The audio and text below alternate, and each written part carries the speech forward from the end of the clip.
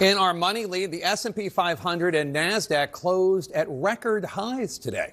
This as average inflation stayed even in July, although there were some products that did see tariff-related price increases. That's according to the latest numbers from the Bureau of Labor Statistics, which could be under new leadership quite soon. E.J. Antoni, President Trump's new pick to lead the Bureau, has been criticizing the department's approach to data collection in the past, and he's now going to change course on a comment he made yesterday that the BLS should suspend monthly jobs reports. Let's bring in University of Michigan professor of economics and public policy, Justin Wolfers. Justin, the market's hitting a record, but inflation's still sitting steady. We're seeing some price increases from tariffs. Do you think there's a disconnect here? It's one of those funny moments where bad news is good news and good news is bad news. So it looks like there's enough space right now maybe for the Fed to cut rates. Normally, the Fed cuts rates when it's worried about the economy. And so the markets have convinced themselves that's what's coming next. Interesting. On Trump's pick to lead the Bureau of Labor Statistics, E.J. Antoni told Fox Business yesterday, quote, "How on earth are businesses supposed to plan, or how is the Fed supposed to conduct monetary policy when they don't know how many jobs are being added or lost in our economy? It's a serious problem that needs to be fixed immediately. Until it is corrected, the BLS should suspend issuing the monthly jobs reports, but keep publishing the more accurate, though less timely, quarterly data." Caroline Leavitt today said the White House still plans to release the monthly jobs reports. And now economist Stephen Moore says that Antoni tells him that the monthly jobs reports are going to continue as well. What do you make of this quick reversal? Look, this is a fellow who's completely in over his head. He is manifestly unqualified for the job, but in fact probably wouldn't be able to get a job as a junior staffer at the Bureau of Labor Statistics. He has exactly one qualification, which is he's a Trump loyalist.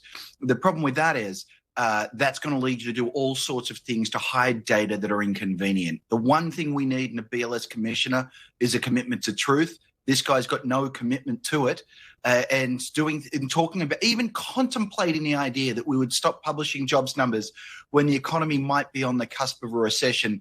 That's the sort of thing that strikes fear into my heart. In 2022, Antoni criticized a methodology change as a way to mask inflation. Back in July, he echoed Trump's criticism that revisions were different under the Biden administration, that they were always done with a political lens to be more favorable to Democrats. And here is what Antoni said to Steve Bannon yesterday. Have we put in our own person into BLS? Is a MAGA Republican that President Trump knows and trusts, are they running the Bureau of Labor Statistics yet, sir? No, unfortunately, Steve, we still haven't gotten there. And I think that's part of the reason why we continue to have all of these different data problems. Now, it's interesting that he said that it's unfortunate that there isn't a MAGA person, one of our own people in Bannon's description as head of BLS. The politics here are striking. Of course, this would be just one person speaking for an entire bureau of qualified economists. Do you think the data will be just as credible even if Antoni takes charge? No. This is exactly how you undermine truth. It's how you undermine any understanding about the state of the economy. There are many, many serious Republicans who could be appointed to that role. But let me point something out to your viewers, because I think it's critically important. This historically has never been a role that's gone to an ideologue. It is appointed by the president, but it's been a dork. It's been a nerd. It's been someone committed to numbers and numbers only.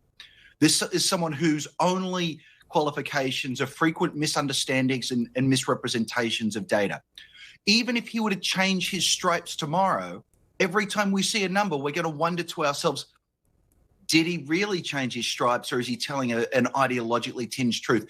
The hundreds of millions of dollars that you and I and other taxpayers pour into this institution are now going to produce data and output that's worth far less because it's always going to be tainted. Michigan economist Justin Wolfers, thanks so much. Appreciate it, sir. A pleasure, Jack.